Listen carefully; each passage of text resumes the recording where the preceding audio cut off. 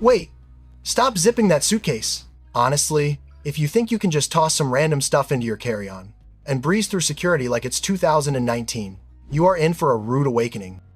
Welcome to late 2025. The scanners are smarter, the fines are higher, and the list of normal items that can get you pulled into a back room for questioning just got incredibly weird. I'm not talking about guns or bombs, that's obvious. I'm talking about your vitamins, your portable phone charger, and yes, even that piece of jewelry I circled on the thumbnail. Why could a gummy bear meant for sleep get you treated like a serious drug offender in another country? Why would an airline force you to destroy your expensive smart luggage right at the gate? Do not let a $5 item snowball into a bill bigger than your plane ticket. Today, we are walking through the 10 carry-on items that can get you fined or arrested in 2025. And stay with me until the end, because item number 1 is something you've probably thrown into your backpack without a second thought. Let's get into it. Stop packing your meds in sketchy Ziploc bags. Seriously, it's late 2025, and what you call saving space, Border Control calls a drug trafficking starter kit. In Japan, tourists have watched hundreds of dollars of vitamins and skincare hit the trash can just because they didn't have the original bottle. The rule is brutal. No label? You are gambling with your entry. But Dubai is the final boss. A traveler recently got flagged just for transiting because their prescription was on the UAE ban list. If it shows up in your bloodstream, it can be treated as possession. You can literally face trouble for what is inside your body. Quick tip, check the UAE Ministry of Health website right now. And remember, one emergency landing could land you in their jurisdiction. And the headache isn't just the pills, it's the temperature. A slushy medical ice pack is an absolute magnet for TSA delays. One traveler got grilled over melted packs and only escaped by showing old boarding passes to prove travel time. So keep your receipts, tickets, prescriptions handy to speed things up. Don't let a bottle of Advil give you a criminal record. I'm curious though, has anyone here actually had your meds snatched at customs? Drop your horror stories in the comments. But if you think that was stressful, wait for item number 9. It's a $300 gadget the airline might force you to destroy right at the gate. You know that bougie $400 smart suitcase you bought to flex at the airport? Well, right now, that bag is basically a VIP ticket to a gate check nightmare. We know the drill when you're flying domestic. You're in zone 4 and the Delta agent gets on the mic. Bins are full, we need to gate check. Panic mode engaged. Here's the trap. By now, airline policy brutally simple. If the battery doesn't pop out, the bag doesn't go down. Why is your phone okay but the bag isn't?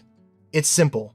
A fire in the cabin is manageable. A lithium fire in the cargo hold at 30,000 feet is a catastrophe. You don't want to be that passenger on your knees at the jet bridge, digging out a battery while the agent just stares. Forget the TSA approved sticker. If they can't eject it in 3 seconds, you're either ditching the bag or missing the flight. To skip this circus, some travelers are going old school, shipping luggage via ground services a week early and breezing through security. Make sure that battery ejects before you even think about packing. Otherwise, you're looking at a very expensive mistake. And while we are on the subject of electronics that flight crews absolutely hate, item number 8 takes the cake. It fits in your pocket, but plugging it in at your seat is basically a crime. For my cloud chasers, flying right now is basically navigating a minefield. You see harmless strawberry mist, security sees a fire hazard, customs sees contraband. You need to take your destination seriously. Thailand and Singapore aren't playing games. Bringing a vape there genuinely risks jail time or deportation. Even in hotspots like Mexico, you're looking at immediate confiscation and fines that cost more than your return ticket. We've seen vacations ruined at Cancun customs over a couple of disposable pods. On the plane, this is non-negotiable. Never charge your device. The FAA strictly forbids it because lithium batteries can overheat. Plug that into your seat, and you instantly go from passenger to safety threat in the eyes of the crew. It's not worth the drama. And don't try to sneak a puff in the bathroom. Modern smoke sensors are better than you think. Getting caught means a massive fine and potentially being banned from that airline for life. The smartest move? Switch to Zyn pouches or patches for the travel days. Unless you are 100% sure about the local laws, leave the hardware at home. Is a quick buzz really worth a criminal record? If you think that's strict, wait until you see item number 7. It's the gadget you need to keep your phone alive, but pack the wrong size, and TSA will toss it in the trash instantly.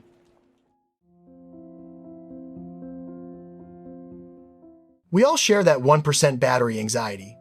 So naturally, you pack a power bank that feels like a brick and could probably jumpstart a truck.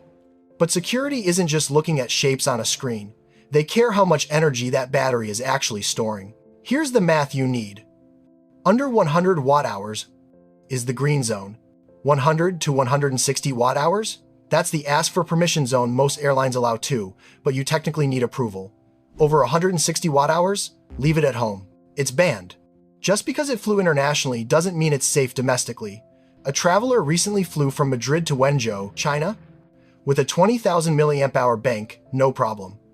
But on the domestic hop to Shanghai, confiscated. It lacked a specific safety mark required for domestic flights. It shows that rules can change the second you switch terminals. But the most common killer is faded labels. If an agent flips your battery over and can't read the stats because they rubbed off, they won't Google it for you. No label equals the bin. You might be sweating about your laptop right now. Relax. There's a reason the biggest MacBook Pro is rated at exactly 99.6 watt-hours. Apple didn't just guess. They engineered it to stay exactly 0.4 units away from being considered a dangerous weapon. They know the rules better than we do. The real danger is with those massive third-party bricks. Check your labels now. If the text is gone, replace it. If you think battery math is annoying, wait for item number 6. It's a flying toy you love, but airports treat it like a spy plane.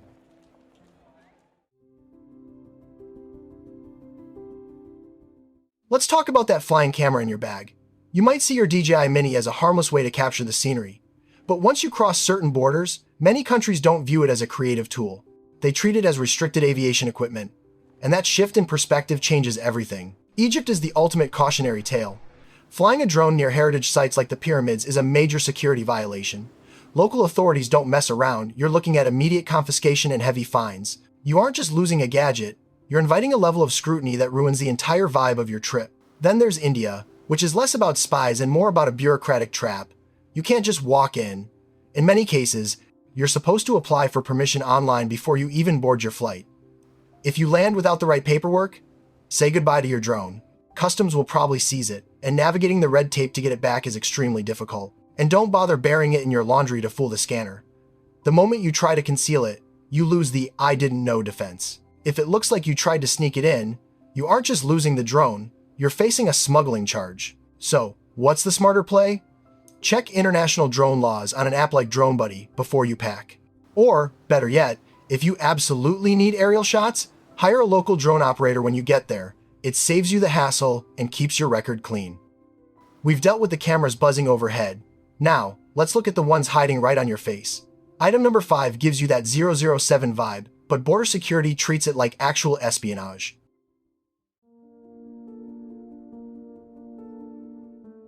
We all love feeling a bit like James Bond. Smart glasses, recording pens, or those clever little cameras hidden in alarm clocks are huge right now.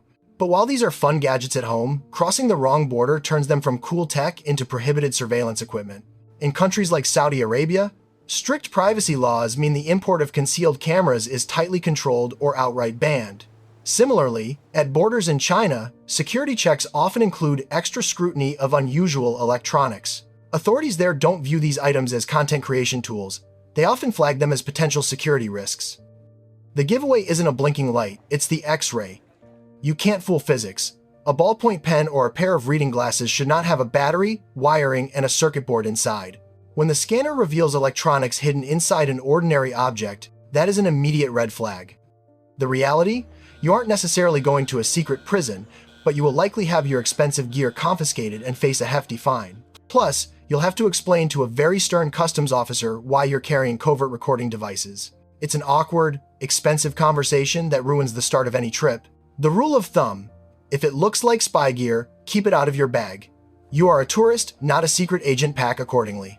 Alright, enough with the 007 gadgets. Let's pivot to something that looks harmless and honestly, delicious. You probably pack this to help you sleep, but in parts of Asia, it's treated with the same severity as hard narcotics. We need to bust a massive myth right now. You trust that label on your sleep gummies that says 0% THC, right? Well, in many international airports, that sticker is legally worthless. You bring CBD for good vibes. Customs agents in Japan or Dubai bring chemical spectrometers that have absolutely zero chill. These machines don't care about your cute organic wellness label, they detect molecular structures. And legal systems in places like Indonesia or the UAE don't have a "my back hurts" exception clause. The law is binary, it's either legal or you're in big trouble. Just look at the case of Pip Holmes in Bali. He had a small amount of oil specifically for arthritis pain. The result? No warning, he suddenly found himself facing headlines about a potential 15-year sentence in a system where a medical excuse holds zero weight and a doctor's note can't save him from being treated like a serious drug offender. Do not gamble years of your freedom just to sleep better on the flight. If you aren't absolutely sure, and in most of these countries, you really can't be dump it before security. Now, while CBD gets you in trouble for what you take out of the country, the next trap is about what you bring back. It's that cheap souvenir you bought at a night market that US Customs is waiting to slap with a massive fine. Plasma arc lighters are undeniably cool. They're basically miniature lightsabers. But unlike your power bank, which just sits there, this gadget is designed to create immediate, intense heat that makes security very nervous. The rules are specific. Checked bags are a hard no. For carry-on, it's allowed. But there is a massive catch. It requires a specialized safety latch to prevent accidental activation. They need to be 100% sure it won't torch your backpack mid-flight. Here's the gamble. Safety is subjective. One viewer had their lighter confiscated simply because the agent decided the latch felt a bit loose. You are never going to win a debate about engineering specs in the security line. It is a fight you will lose. And if you are heading to China, don't bother. Most airports there have a zero-tolerance policy for all lighters. It's getting tossed, period. So ask yourself, why invite the scrutiny? Carrying a $50 gadget that acts as a giant "Inspect Me" sign for TSA makes zero sense when a disposable one does the same job. Sometimes, high tech equals high hassle. Stick to the basics and save the plasma beams for home. Losing a lighter is just annoying. But now, let's get to the part everyone is actually waiting for. I know a lot of you clicked on this video because you saw that expensive watch circled in the thumbnail, right? So why on earth is it banned? The answer is coming up in item number 2, and getting this wrong is the kind of mistake that ends up costing people thousands of dollars. Take a look at that bracelet or handbag you're wearing. If you picked it up for a steal at a night market, you're traveling with a legal risk you probably haven't even thought about. And that expensive watch circled in the thumbnail? It's there because fake designer pieces like that go straight into the confiscated pile at customs. Customs used to focus on shipping containers, but now, places like France and Italy are cracking down on individual travelers. Landing in Paris or Milan with a super fake Louis Vuitton isn't just a fashion faux pas. Travelers have faced on-the-spot confiscation and 3- or 4-figure fines. US Customs is also pushing hard on this, warning that buying and bringing in fakes feeds money into criminal networks. This crackdown is sparking a huge debate in the comments. Many viewers feel that digging through personal luggage for a knockoff bag is total government overreach. People are rightly asking, what if I received a fake bag as a gift? Am I really going to get busted for a present I didn't even buy? And there's an even deeper frustration from older travelers who aren't obsessed with brands. They point out a scary reality. They buy shoes because they're comfortable and affordable, not because of the logo. They worry that the system ends up punishing people who aren't experts on high fashion or trained to spot a fake. It's a valid, painful concern. Unfortunately, customs agents aren't there to judge your intent or your fashion knowledge. If they decide the logo is fake, they treat it as a real customs violation, not a harmless mistake. The bottom line? Counterfeits are now a legal risk, not just a quality one. If you didn't buy it from a reputable store, the safest move is to leave it at home when you cross a border, unless you feel like making an involuntary donation to the French government. If getting fined for a purse sounds wild, wait until the number 1 spot. It's an item you probably bought for self-defense, but airport security treats as an offensive weapon. We have finally made it to number 1. We aren't talking about obvious things like guns or explosives. We are talking about the stuff sitting in your bag right now, items you see as harmless tools, but airport security sees as lethal weapons. The definition of a disguised weapon is shockingly broad. You might think that tactical pen or souvenir throwing star is just a cool gift, but security scanners are trained to flag anything that looks purpose-built to inflict damage, regardless of your intent. The trap often lies in cultural differences. Back home in the US, carrying a Leatherman multi-tool on your belt might not raise an eyebrow in everyday life. But in places like London, that tiny locking blade risks being treated as an offensive weapon and landing you in serious hot water. But there are real-world stories where logic just goes to die. I read about a man who bought a soldering iron in the UK, A purely technical tool, but Heathrow security treated the pointed tip like a prison shank. That tool never made it out of London. Another traveler transiting through Dubai had to surrender a brand new Stanley tape measure. Yes, a tape measure. Apparently, in the wrong hands, it's not for measuring furniture, it's a tactical threat. And the peak of this absurdity involves hiking sticks.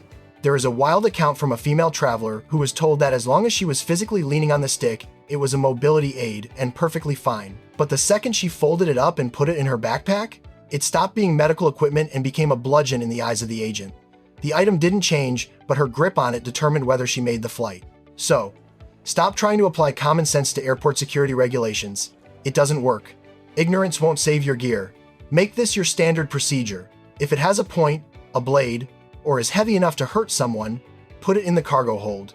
Don't let a tape measure or a soldering iron ruin your trip.